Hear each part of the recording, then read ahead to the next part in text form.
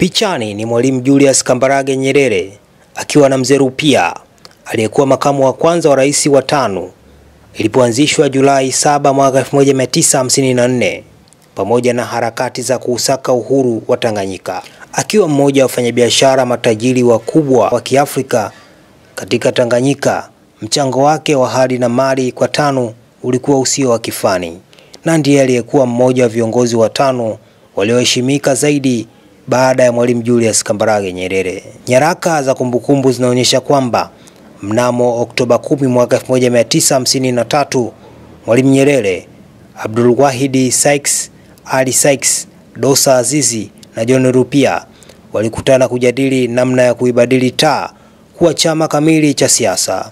Ndipo mwaka 1954 tano ikaanzishwa rasmi, na wajumbe wa mkutano uliojadili hilo pamoja na kuibadili katiba ya taa kuwa tano walikuwa Abdul Wahid Sykes, Julius Nyerere, Tewa Saidi Tewa, Dosa Azizi, Ali Sykes, Kasera Bantu, Abubakari Ilanga na Saadan Abdukandoro. Wengine walikuwa SM Kitwana, Sio Milinga, Patrick Kunambi, Jelimano Pacha, Jafeti Kirilo na LM Makaranga, Joseph Kimalando na John Rupia.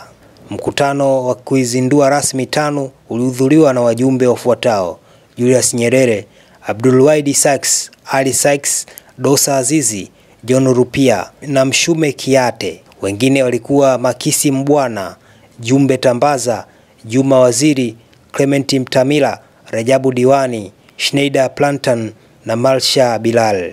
Walikuwepo pia Rashid Ali Meli, Frederick Njiliwa, Idi Faidhi Mafongo, Idi Tulio, Dennis Fombea na wengine. Mwalimu Nyerere alipewa kadi ya tano namba 1, kadi namba 2 kaenda kwa Ali Sykes na Abdul Wahid akachukua kadi namba 3. Dosa Azizi alichukua kadi namba 4, kadi namba 5 ikaenda kwa Fombea. Dome Okochi alipata kadi namba 6, John Rupia namba 7, Bibi Titi Muhammad alipata kadi namba 16 na Idi Tosiri kadi namba 25. Haya ni Makinikia ya Habari. Endelea kusubscribe channel hii ya Makinikia ya Habari kupata taarifa zaidi kama hizi. Mimi ni Bakari Majeshi.